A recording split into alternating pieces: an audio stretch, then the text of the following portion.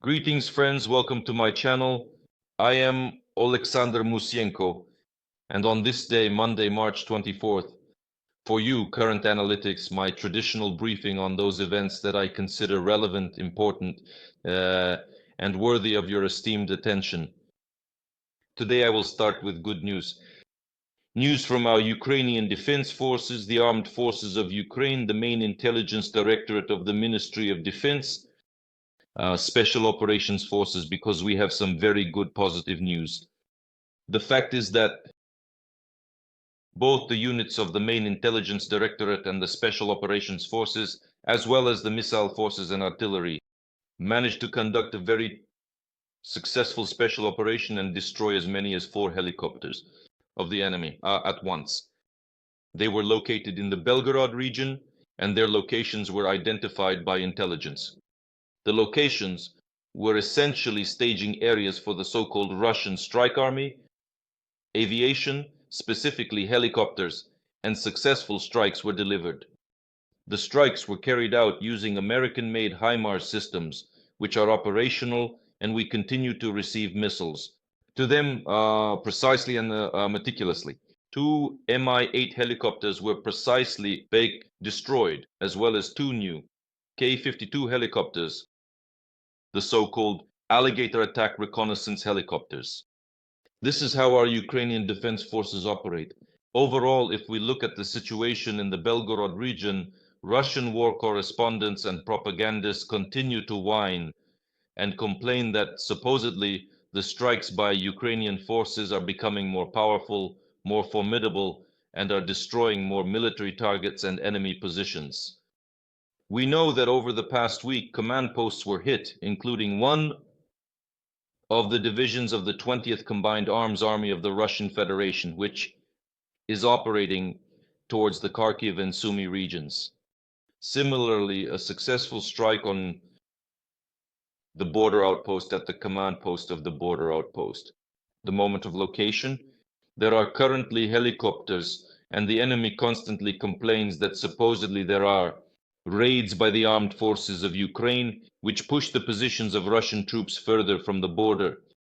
The purpose of the strikes that are being carried out, and what happened, of course, was last night. This is to weaken the group, to make it impossible for the enemy to conduct large-scale offensive actions towards Kharkiv or Sumy regions. Because, as is known, the Supreme Commander-in-Chief, President of Ukraine Volodymyr Zelensky, warned that the enemy is considering scenarios, conducting offensive actions from at least 3 directions, and the direction towards Kharkiv and Sumy is one of them. To prevent this, to neutralize enemy units, to deprive the enemy of such an opportunity, the Ukrainian Defense Forces are acting, as we can see, quite successfully. And no one will hide. The Ukrainian troops will continue, and we must support our units of the Ukrainian Defense Forces, the Armed Forces of Ukraine, GUR, the Special Operations Forces, all branches of the National Guard, Border Guards, and the Security Service of Ukraine who are involved in repelling the enemy. Some more details reported by the units of the 3rd Separate Assault Brigade, which is already effectively becoming an Army Corps, and they are proving on the battlefield just how effective they truly are. The point is that the details of the battles for the settlement of Nadia in the Luhansk region, which, according to reports from the fighters of the separate 3rd Assault Brigade, was liberated the day before. This settlement is very symbolic because hope is something we really need right now, and it is the armed forces of Ukraine that are giving us this hope, not letting us forget about it. I will remind once again that Saint Apostle Paul noted that the worst thing is to lose hope. We cannot lose it under any circumstances. And so, when such complex geopolitical changes are ongoing, the processes of the Ukrainian Defense Forces constantly restore it for us. This hope and the battles for this settlement lasted about 30 hours, ending successfully, which allows the Ukrainian Defense Forces to secure this area on the heights, effectively pushing back the enemy and enabling the possibility to block their further advancement, and creating the appropriate prerequisites for the possible movement of Ukrainian troops, if, of course, there are suitable opportunities within the framework of the active maneuver defense operation, which our units are conducting on various sections of the front. In particular, on this front, which provides opportunities not only to defend, but also to counterattack, taking countermeasures and actions. When the enemy tries to advance, pushing them back, gaining a better tactical position, and speaking of certain successes by Tokutan of our troops. This is very important as of today. By the way, regarding the battlefield in particular, the President of the Czech Republic, Petr Pavel, who recently visited Ukraine, Odessa, and Kyiv, also gave his assessment. The Czech president visited Odessa at that moment. After Russia launched a massive audacious drone attack using Shaheds, targeting civilian infrastructure, Petr Pavel was in both Odessa, Oni, and Kyiv. In an interview with European Pravda, the Czech leader stated that the situation is better now than it was in 2023. This regarding the battlefield and the capabilities of the Ukrainian forces. And he mentioned that the situation is better than it was in 2023. The situation in the country has stabilized amid potential peace negotiations with Russia, but it is not worth talking about a quick end to the war, nor about a swift achievement of a truce, as many rounds of negotiations will be necessary and Russia will drag out the process. And he confirmed, in fact, the president of the Czech Republic confirmed that the USA has greater hopes for ending the war in Ukraine. However, considering the hostilities that have been ongoing for 3 years, it will be very difficult to stop them in a short time. This is indeed the case, and it must be understood. Here one can agree that Russia will prolong the process as much as possible. Well, and we are witnessing this right now. In fact, this is happening before our eyes as a meeting between the Ukrainian and American delegations took place in Saudi Arabia. The head of the delegation at these negotiations, the Minister of Defense of Ukraine, Rustem Umerov, announced its conclusion at this round of talks, stating that there are in principle, positive developments. From the Ukrainian side, they truly exist because Ukraine's position has been and remains constructive in that we strive for a complete and comprehensive ceasefire. And, as noted by the Supreme Commander-in-Chief, President of Ukraine Volodymyr Zelensky, indeed, since March 11th, there has been a proposal for a complete and comprehensive ceasefire, which Putin refuses, avoids, and evades. Only Putin is to blame today for the delay in this process. Only Russia bears responsibility for this. And I hope that our American and other Western partners clearly see this, understand the situation, and will realize who is to blame and responsible for the delay in the process. And it is certainly not Ukraine, which has proposed the terms and is ready to fulfill them. But we see that Putin and Russia are not ready to do this. Unfortunately, they are interested in continuing the aggression and the war, and therefore pressure must be applied specifically on Russia to achieve a complete and comprehensive ceasefire. Only a complete and comprehensive ceasefire, only a total ban on flights of drones, missiles in Ukrainian airspace, and any other means of attack that the enemy can use to strike can protect our civilian objects. And even that is not 100%. It is clear that there is little trust in Russia. In fact, it does not exist at all, considering the bitter previous experience, the experience of ceasefires that were not adhered to and not fulfilled by Russia. But at the same time, if we are talking about minimizing losses, about ensuring that it is practically impossible for drones to fall on our civilian objects, on residential buildings, on critical civilian infrastructure, This can only be achieved by forcing Russia to stop these strikes, and there are three ways to do this. The first way is that Ukraine can carry out strikes, but we target military objects, and this is obviously exclusively on military targets. The second is increasing support and assistance to Ukraine in the form of supplying additional resources, forces, and means in the form of weapons, ammunition, missiles, and aviation means of destruction. And third is more stringent sanctions.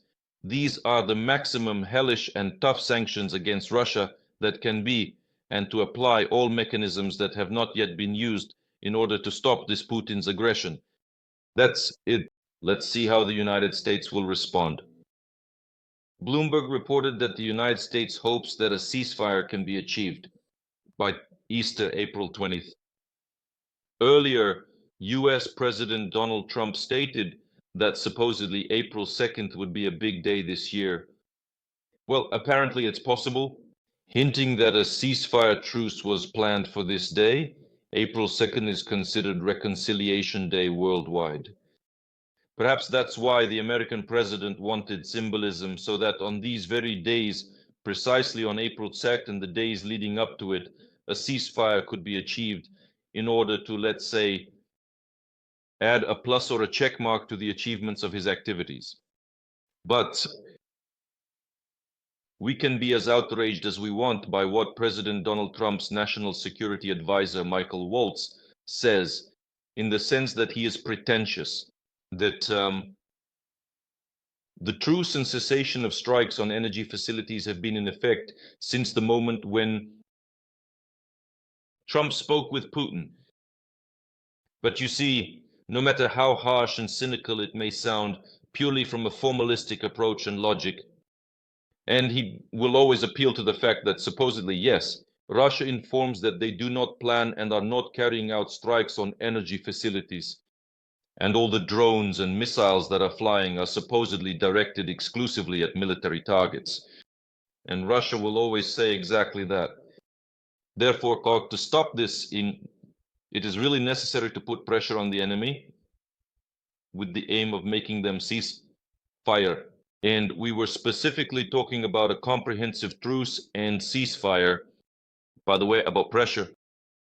The Prime Minister of the United Kingdom, Keir Starmer, noted in an interview with the New York Times that after February 28th, after this meeting between Volodymyr Zelensky and Donald Trump in the Oval Office, which we all remember, and when it was acknowledged that indeed pressure was exerted on the president of Ukraine and the Ukrainian delegation knowingly, as it later became known. So Keir Starmer states that allegedly pressure was exerted on him after this meeting with the United States of America, and it involved Starmer starting to criticize the president of Ukraine, Zelensky, and to say that it was unnecessary to behave that way, it should have been different.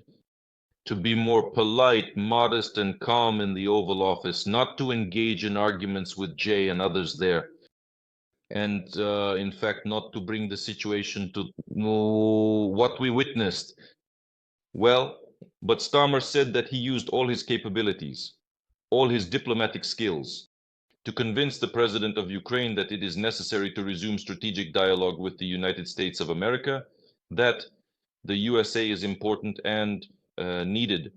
And they, in fact, play a significant role in the negotiation process, which tells us that, well, if we are talking about the United States of America truly insisting that European countries, not only those in the European Union, but all of Europe in a broader sense, and the Foggy Albion, as well as Great Britain, played a greater role in supporting Ukraine, then perhaps it is neither necessary nor advisable to drive a wedge between allies in this support.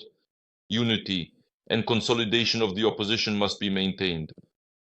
Second, that no matter what, the position of Britain, the position of official London is still very, let's say, oriented towards Washington.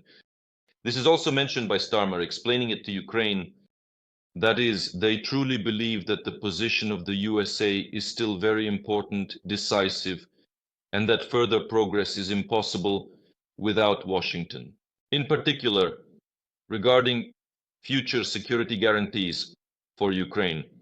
These are the conclusions we must draw, analyzing the situation that has developed after February 28.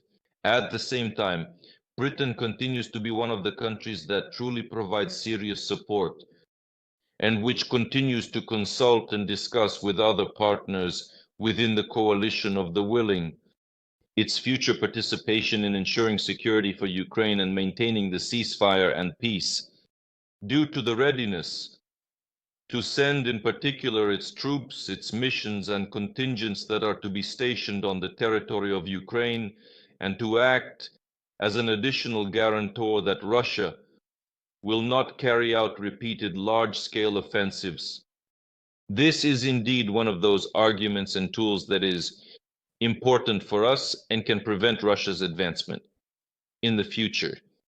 I already mentioned today the Vice President of the USA, Jay Divins. So, Jay Divins noted once again, criticized Denmark and the Europeans and mentioned Greenland, which Donald Trump refers to from time to time, and hinted again that Greenland should belong to the United States. Here's what Jay Divins said in an interview for the American TV channel Fox News. Denmark, which controls Greenland, is not doing its job. It is not a good ally.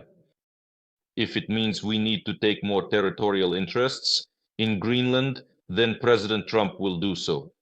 He doesn't care what the Europeans are shouting about, stated Jay Divins. Well, that's quite a jab at the Europeans. Again, I think this should once more make the representatives of European countries consider the need to unite, come together, invest more in the defense and security of Ukraine, and particularly in their own armies to develop them. It's strange to hear that Denmark is not a very good ally. Denmark is completely transitioning its aviation fleet to F-35 aircraft. In this way, Denmark is a significant investor in the American economy. Previously, Denmark flew F-16s, which are being transferred to Ukraine, and now it is transitioning to F-35s and other American weapon systems. Therefore, on the contrary, there is interest for the Americans. Furthermore, official Copenhagen offers the USA the opportunity to expand its own military presence in Greenland in order to better control the security and defense space directly in the Arctic. There are no issues here, and the data came from the official proposal of this. Therefore, Denmark's position is as constructive and open as possible. And what is currently being constantly discussed by the United States, whether it's Jay Divins or Donald Trump, well, they make a lot of statements, but as of today, there have been no measures taken towards the US actually taking any actions that would indicate the US is planning to annex Greenland. They really aren't there. And therefore, we should still focus more on the actions of Tavchenko. I would generally say more on the actions of Tavchenko. If we are talking directly about the United States. But here, the new Minister of Canada, the new Prime Minister of Canada, Carney, also made a statement regarding the United States, because we know that Donald Trump often expresses, let's say, intentions that Canada should become the 51st state, directly that's of the USA. So Carney said, very simply and briefly, but clearly, Trump wants to break us so that America can own Canada, but we will not let this happen. Canada is indeed currently seriously concerned with defense and security. Certain measures are being taken, particularly to deepen cooperation with Europe, in order to produce more weapons within the framework of joint projects, to invest in the defense industrial complex.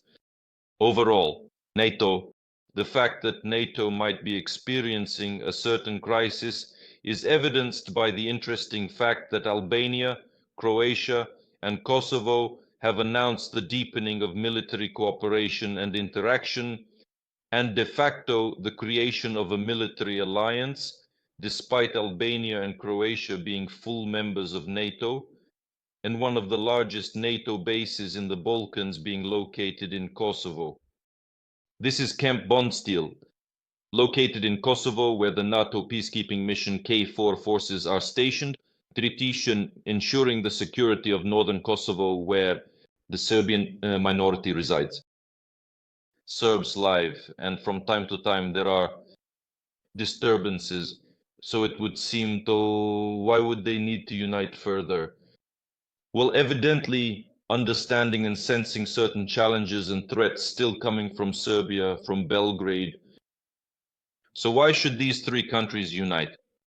Evidently, because they are not so confident and convinced that NATO will guarantee effective protection for them in the future. Clearly, this is the reason why we see such movements today. I think these are certain signals, and they are coming precisely from the Balkans. Therefore, these are the realities of today. Meanwhile, in Turkey, protests continue unabated in Istanbul and Ankara, the largest cities in Turkey today.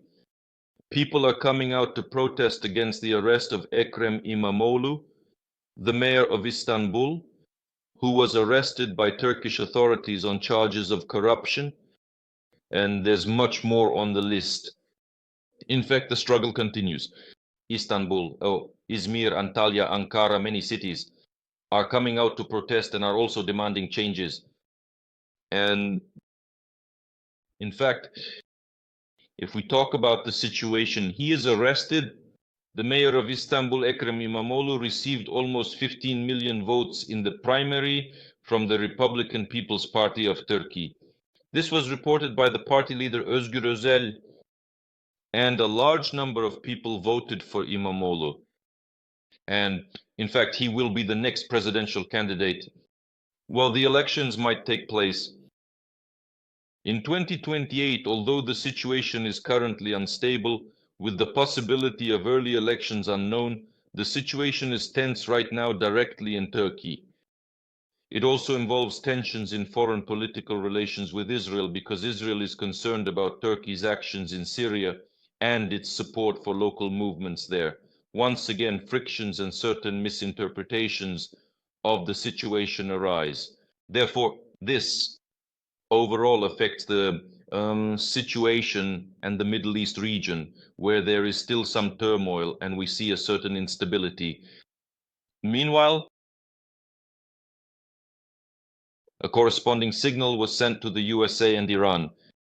I want to remind you that earlier, US President Donald Trump addressed Congress with the authority to immediately launch missile and bomb strikes on Iran in case of such necessity. And now, Steve Witkoff commented that Iran cannot have nuclear. And Steve Witkoff is the US President's special representative for the Middle East, and concurrently for Russia. Is that right? Well, yes, probably. Still, he is. Officially, his position is titled Special Representative for the Middle East, so concurrently in Russia. And Witkoff said that Iran cannot have nuclear weapons. This cannot happen, and it will not happen. Our message to Iran is, let's sit down and see if we can achieve a better result through diplomatic means. Well, and therefore the pressure continues. From time to time, strikes on Yemeni Houthis are carried out by the USA. And similarly, the ultimatum given to Iran.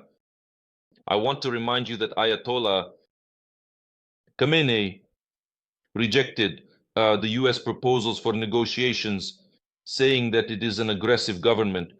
The USA threatens accordingly with strikes on Iran.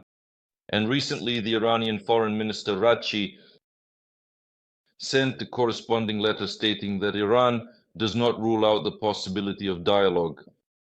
But in the same letter, the opinion of Qasem Soleimani was quoted. Soleimani is the former commander of the Quds force, who was eliminated when President Trump was still in his previous term as the 45th president. I think this is a kind of signal. You know, well, within the framework of Persian diplomacy, it's about the fact that, yes, we are ready, but here's a reminder that we haven't forgotten about Soleimani. Well, just to remind about it and to make it somewhat painful for Trump. Friends, and I urge you to support this video with a like and definitely subscribe to my channel if you haven't done so yet. Please leave your comments. I'm interested in your point of view. However, do the Ukrainian Defense Forces continue to give you hope? This is important. Regarding other questions, write to me, I read them. It's very important for me that our community develops and there is feedback, and with confidence and God's help, we look only forward. Take care of yourselves and glory. To Ukraine.